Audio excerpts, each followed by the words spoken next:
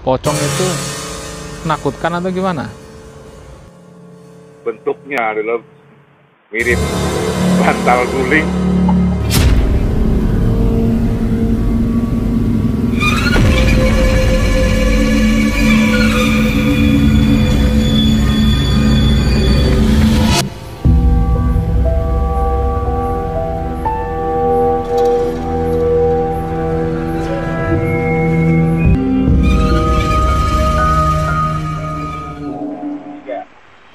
Assalamualaikum warahmatullahi wabarakatuh. Selamat malam pemirsa. Makhluk astral pocong cukup populer keberadaannya di berbagai tempat di Indonesia. Di kesempatan malam ini saya Widoyo Winston bersama Bung Bro Dirit. Assalamualaikum warahmatullahi wabarakatuh. Ya, Waalaikumsalam warahmatullahi wabarakatuh. Akan membahas atau berbincang-bincang mengenai sekitar keberadaan pocong.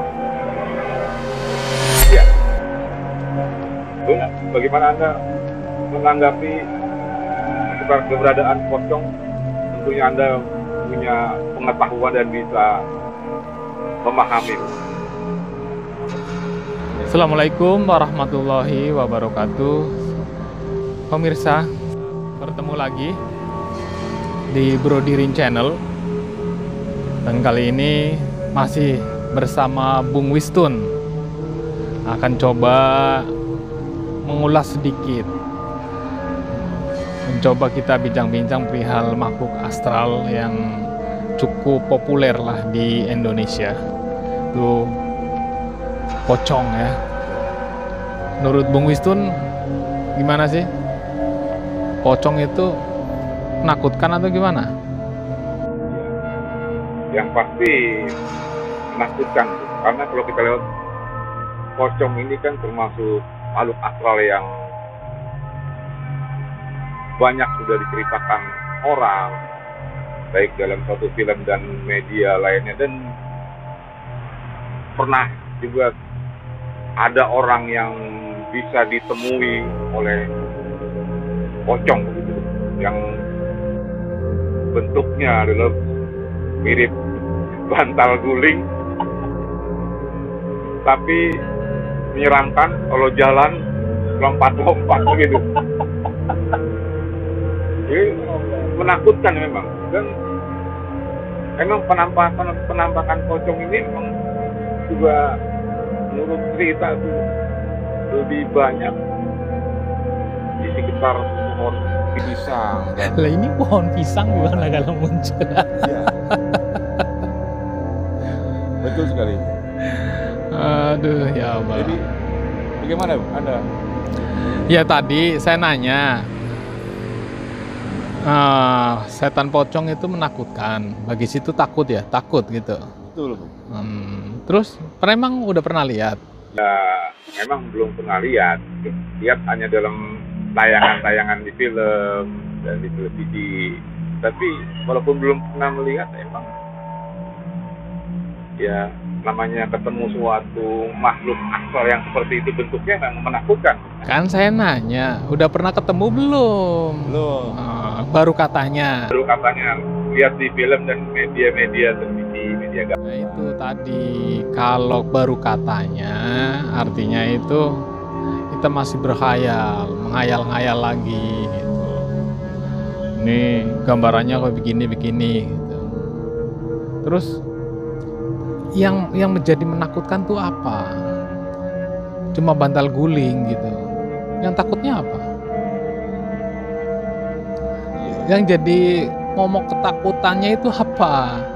Ya bentuknya putih bantal guling, loncat-loncat putih, dan ini juga suatu emang orang bisa menimbulkan takut karena pocong itu merupakan satu makhluk astral yang paling kategorinya tuh bisa dikatakan banyak untuk ditemui orang begitu.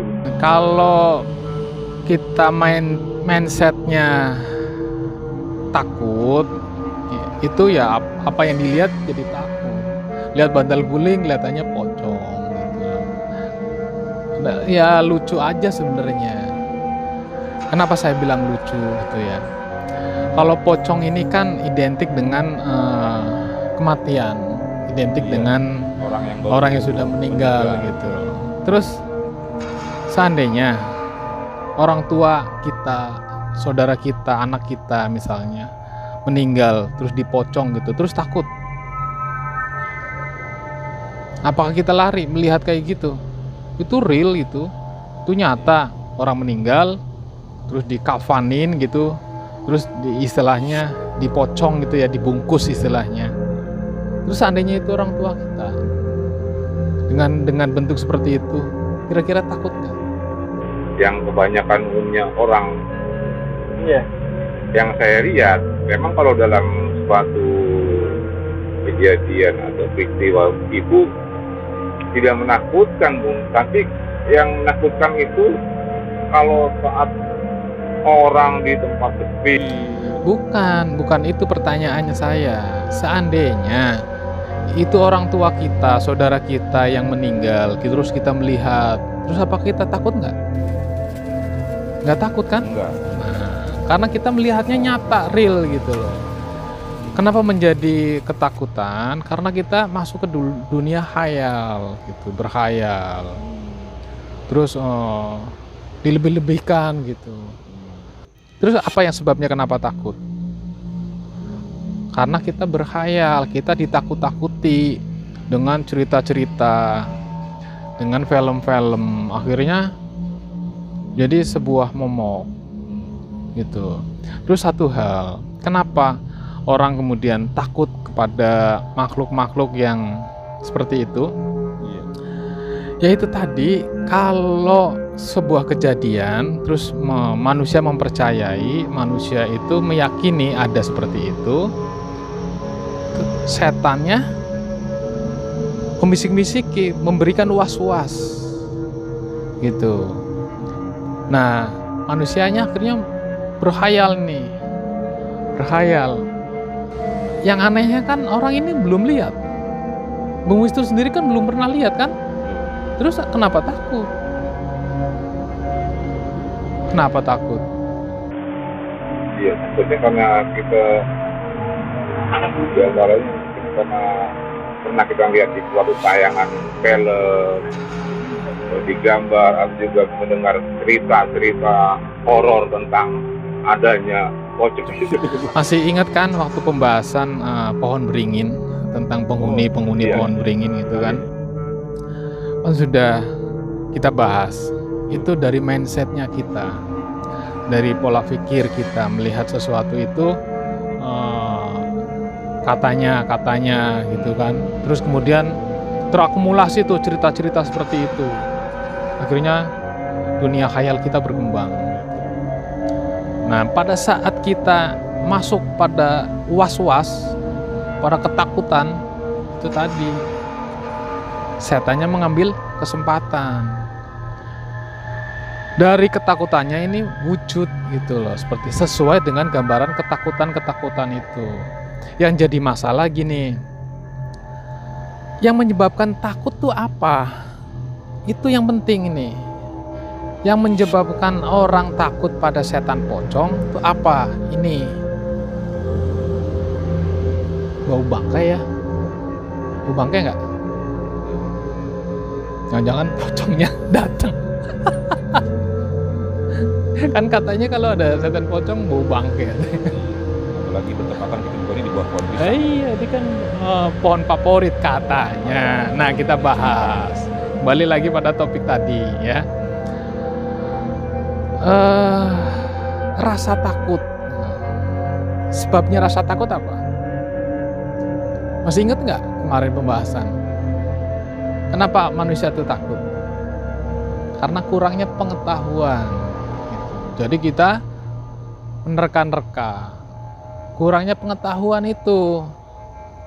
jangan-jangan gitu. Atau itu tadi, karena kurangnya pengetahuan maka menerka-nerka, nggak ada, jadi akan diada-adakan. gitu. Iya. Jadi keberadaan pocong tuh seolah udah bukan topi yang asing gitu Bu. Memang ada gitu Bu. Ya kalau bilang ada ya kata siapa? Kalau kata orang itu baru kata orang. Yang penting kita pernah nggak melihat gitu. Kalau orang melihat kemudian takut, ya saya pernah melihat gini, mungkin dia takut. Nah yang jadi masalah, Bung Wiston tuh belum pernah lihat. Kau kenapa takut? Jadi kalau belum pernah melihat harusnya jangan takut begitu. Ya nggak begitu, maksudnya gini, kita itu pola pikirnya diatur, coba dia tata gitu, supaya kita tidak mempercayai suatu hal ini liar gitu loh. Akhirnya hayalan kita liar, hayalan kita kemana-mana gitu, mengada-ngada gitu. Yang ada yang tidak ada gitu. Tadi pertanyaannya, sebabnya takut apa? Gitu kan? Karena kan kurangnya pengetahuan. Ketidaksiapan sesuatu itu menerima keadaan. Di Indonesia kan mayoritas agamanya Muslim. Seorang Muslim ini pada saat meninggal dunia kan dikafani, kemudian seorang ini melihat saudaranya misalnya meninggal, saudaranya atau orang tuanya atau siapalah, kita melihat gitu. Berkaitan dengan pengetahuan. Kan tentunya banyak pelajaran di situ saat kita melihat mayat, ya sekarang mayat dibungkus gitu, kafan gitu. Oh iya, kita ini hidup. Orang hidup itu wajibnya mati gitu. Pada saat kita melihat itu berpikirnya seperti itu. Kawan kita meninggal, saudara kita meninggal. Berarti kita Meninggal juga nggak tahu kapan. Nah, ketakutannya kita siap tidak menghadapi itu. Cukup amal ibadahnya enggak? Sudah siap tidak menghadapi kematian itu? Pada saat ketidaksiapan ini merasuki kita gitu, menjadikan suatu kegalauan, kegelisahan, kan karena ketidaksiapan. Mana amal ibadahnya kita belang bentong gitu kan. Bagaimana kemarin kita menjalankan kehidupan gitu, apakah sesuai dengan yang dianjurkan agama Islam gitu. Akhirnya tadi ketidaksiapan itu menjadikan ketakutan. Nah, ketakutan ini saat melihat pocong itu ini menjadi momok saat kita takut gitu menghadapi kematian. Kan kita nggak tahu mati besok atau lusa atau kapan, kan kita nggak tahu. Karena kita tidak siap, jadi ketakutan. Takut yang teramat takut menjadi momok, menjadi was-was gitu. Jadi terbayang-bayang itu. Nah, simbol kematian itu tadi menjadi was-was. Was-was, setannya mengambil kesempatan di sini. Karena berbentuk pocong lah. Ya, gambaran itu, nah lo datang misalnya, itu kan muncul kan kayak gitu, was-was, bayangan-bayangan itu muncul.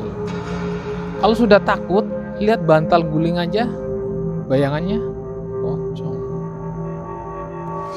Apalagi kayak gini misalnya, kita ngobrolin pocong gitu ya, kita kan nggak tahu nih, tahu-tahu ada nggak gitu, perasaannya kan gitu, Bung Wiston. Di sini ini ada mindset kita yang harus ditata gitu loh.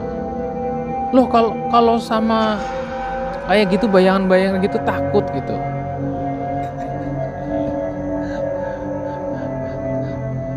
Gitu. Jadi ketakutan ini karena ketidaksiapan kita menghadapi saat-saat seperti itu. Nah, ketakutan ini diceritakan sama satu orang ini takut, satu orang ini takut. Katanya. Terakumulasi itu cerita-cerita seperti itu. Terbentuklah cerita itu menjadi kultus gitu, menjadi sebuah pusat kepercayaan. Muncul akhirnya. Cerita juga orang banyak takut juga Bung jika jalan malam hari di pohon pisang, karena pohon pisang itu merupakan salah satu tempat ya yang disenangi oleh makhluk astral berbentuk pocong itu. Ya sekarang gini, pohon pisang itu kan pohonnya daunnya lebar, ya, daunnya lebar. Pada saat malam itu kan agak hitam-hitam gitu kan, temaram gitu loh, sinarnya sinar temaram. Kemudian kena sinar rembulan gitu. Jadi antara terlihat dan tidak terlihat. Kena angin, goyang-goyang. Karena ketakutan tadi dianggapnya gitu, apalagi pohon misalnya pohon pisang ya. Itu kan ada yang udah kering. Iya, ada yang udah jatuh gitu. Begini batangnya ya. Kena angin goyang gitu. Iya. Karena kita takut, was-wasnya sudah merasuki, ya dianggapnya pocong. Gitu. Jadi kita jangan terperdaya oleh hal-hal yang menurut syariat kita jadi melenceng gitu. Kan takut kepada Allah, kenapa takut kepada pocong? Gitu. Masih takut? Masih takut? Ada rasa takut juga memang. Takutnya apa?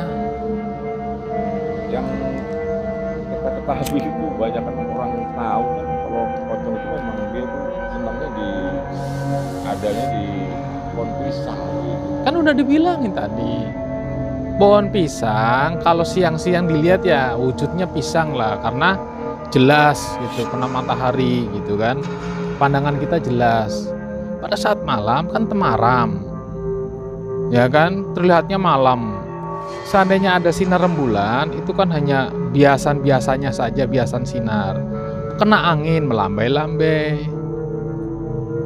Nah, mindsetnya orang yang takut, ya udah, daun itu jadi berbentuknya seperti itu. Wah, katanya di itu. Lah nyatanya kan di sini ada nggak? Apa mau dipanggilin? Tapi ini bau bangkai ya? Bau bangkai nggak sih? Iya, Bau nggak? Kadang-kadang wajar. Jangan